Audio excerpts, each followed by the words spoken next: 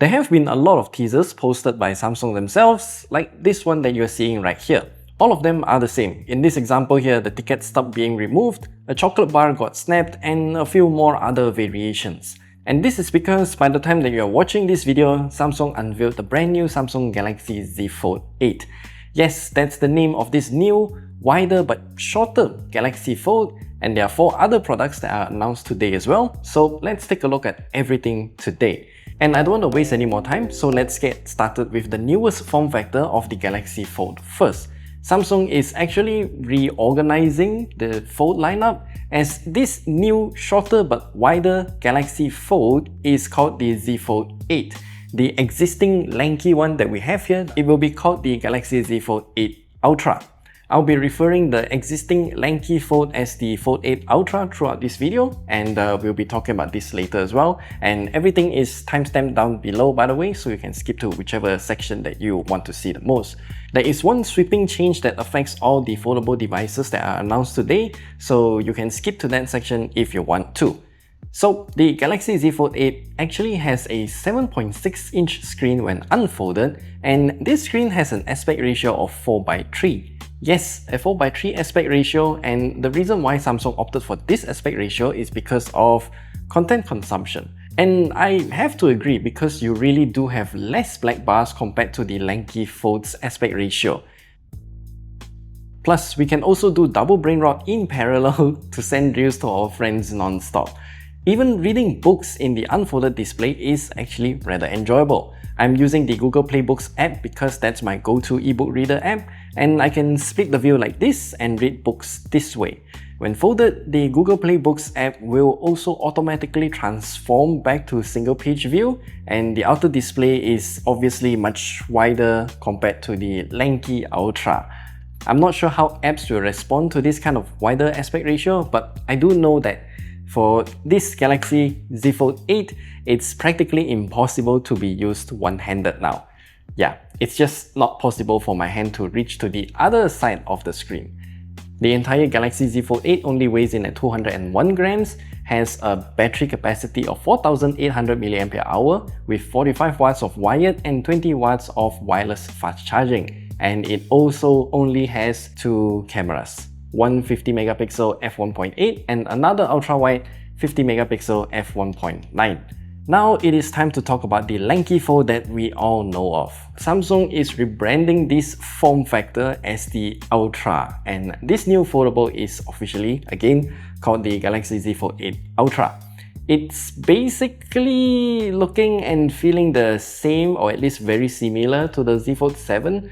Of course, there are many upgrades and fine-tuning done throughout the entire device. It is now measuring only at 4.1mm when unfolded, and it has a titanium alloy film below the flexible OLED panel for support and flatness, and also added a titanium plate for stability. One of the cameras got a change, and that is the ultra-wide angle camera. It has now been upgraded to a 50 megapixel sensor, and basically that's about it. All the other cameras, including the selfie cameras for both the unfolded and folded displays, remain the same. Speaking of that, the display is now 15% brighter and now 13% clearer due to higher PPI. But the display size and the aspect ratio remains the same as the Galaxy Z Fold7. Oh, Samsung also did mention that there's an anti-reflective display, which is a nice touch for sure, but I'm not sure if it is only for the cover display or also for the unfolded flexible OLED display, because I don't really have much time to test all of these things out during the briefing session. The new Galaxy Z Fold8 Ultra will also have, finally, a 5000 mAh battery, and it will also have the same charging speed as the Fold8, so 45 watts wired and 25 watts wireless fast charging. And with the arrival of One UI 9, the new foldables come packed with quite a lot of new features. I'll just mention all of them here since there's no demonstration done for us, so no footages captured.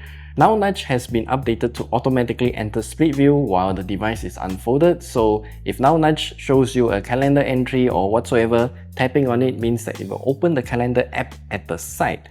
Now Nudge can also set a reminder and pin it to the map as well. Also, notifications can now prompt you for Now Nudge as well, so you can just get notification for calendar entry, press on that on the notification itself, and then it will add it to your calendar that way.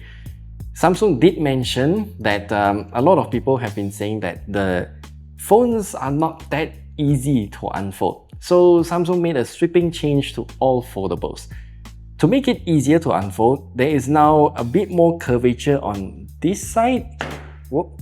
This is just a dummy unit, so don't bother about it. This side of the phone is now a bit more curved, and there's more material for you to grab on and open the device. Both the hinge and the magnets that hold both parts together, this one, when you start to unfold it, there's some sort of magnet that holds two parts together. Yeah, they are much weaker now, I would say, just not as strong as before, and it is much easier to open. But that also means that if you want to use your device in flex mode like this, then it's kind of difficult because the whole phone, if you open it like about, let's just say 110 degrees, then the phone will just flop down. I did this to the Galaxy Z Fold8 Ultra during the briefing session and the phone just snapped open. So if you like to use your phone in flex mode, then you have to pretty much keep it at near 90 degrees so that it stays upright. Yeah. For this section, it's going to be about the Flippy Boy. There's actually not much changes done here in terms of hardware. It looks the same, feels the same, but now weighs in at 180 grams and measures at 6.1mm thin only. The bezels on the cover display is shrunken down to only 1.25mm, which make it look so beautiful. Other than that, the Galaxy Z Flip8 is basically the same as before. We do have a lot of software upgrades, like Now Brief for the cover display is now changed, has a bunch of personalized insights, recommended actions, automation for daily routines, and a progress bar to show you deliveries and all of that stuff. We also have the horizontal lock feature from the Galaxy S26 Ultra, now found in the Z Flip8 as well, so you basically can take better videos if you want to. And now let's talk about the new smartwatches, starting with the Samsung Galaxy Watch Ultra2. I do have the first generation Watch Ultra with me, so I did a quick comparison between the two. The new Watch Ultra2 looks practically identical with the same 47mm screen and still has the bezel around the screen that cannot be rotated. And the new screen here is started to go up to 5000 nits of brightness, but I'm not sure how Samsung got this number. The buttons at the side are now a bit larger, and the overall watch body is also thinner, measuring at 10.7mm. And you can see from this view here, yeah, it is indeed thinner. Even with a thinner body, Samsung said that they managed to fit in an 800 mAh battery, which is 35% larger than before. But there's something weird though. Samsung did explicitly mention to us that it is powered by the Snapdragon Wear Elite chipset now, with 32% better CPU and 19% better GPU performance. But my question is, why? Why do I need so much performance on my smartwatch? I need a much more efficient chipset for a longer battery life, not more performance. And speaking of that, Samsung did not mention anything about the battery life, as in the hours of usage that we can get from the new Galaxy Watch Ultra 2. So I'm curious what kind of efficiency this Snapdragon Wear Elite will bring. So stay tuned for that, I guess. And in case you're wondering if the strap is the same, I'm here to tell you, yes, my current strap from the Galaxy Watch Ultra fits on the Watch Ultra 2 perfectly. The new Watch Ultra 2 will also have a new trail run feature that logs the route and elevation and also has hydration guidance. And there's also a new diving feature that is made in partnership with Mares, the company that is expert in diving equipment and whatnot. And the Galaxy Watch Ultra 2 will track the depth, the time, and the water temperature for you. There's also the Galaxy Watch 9 in both 40 and 44mm sizes, just like before. It now has an aluminium build with up to 25% lighter weight than before. It also packs in a 390 mAh battery, and it is also powered by the Snapdragon Wear Elite. And there's practically no other changes made to the Watch 9, so we can just speed run through this and move on. The new generation of smartwatches will also have new software features, one of it being new preventive health features that uses the data that it logs to recommend you what to do to improve. It can also let you know in advance if there's any potential health issues, and it does this by using the heart rate variability data, the blood oxygen level, heart rate, skin temperature, and respiratory rate. The watch can also give us a heart health score based on our sleep, our activity, BMI, and vascular load.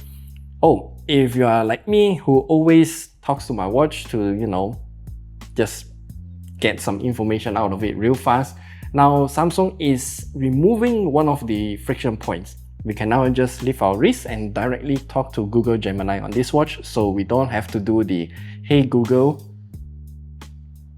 Yeah, it's just cutting off that part. Understood.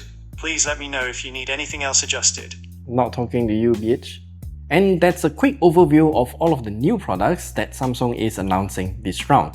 The new Galaxy Z Fold8, the new Galaxy Z Fold8 Ultra, the Z Flip8, Galaxy Watch Ultra2, and the Galaxy Watch 9 in both 40 and 44mm. Let us know what do you think about all of the products that are launching today, and are you interested in any of them? Will you buy any of them? And I would love to know all of your thoughts down in the comment section below, so leave them down there, and remember to check some special discounts down in the description as well, because I will just be posting all the links there. So have a look at all of them. Remember to hit that like and subscribe button and hype button if you have it, and we'll see you in the next video where we'll be hopefully testing out these devices, because I'm very interested in the brand new Galaxy Fold8, the stubby boy. Should I even call it stubby though? It's short and wide, but yeah. This is a dummy unit, by the way, so the hinge is not one-to-one to the real thing, but the size is.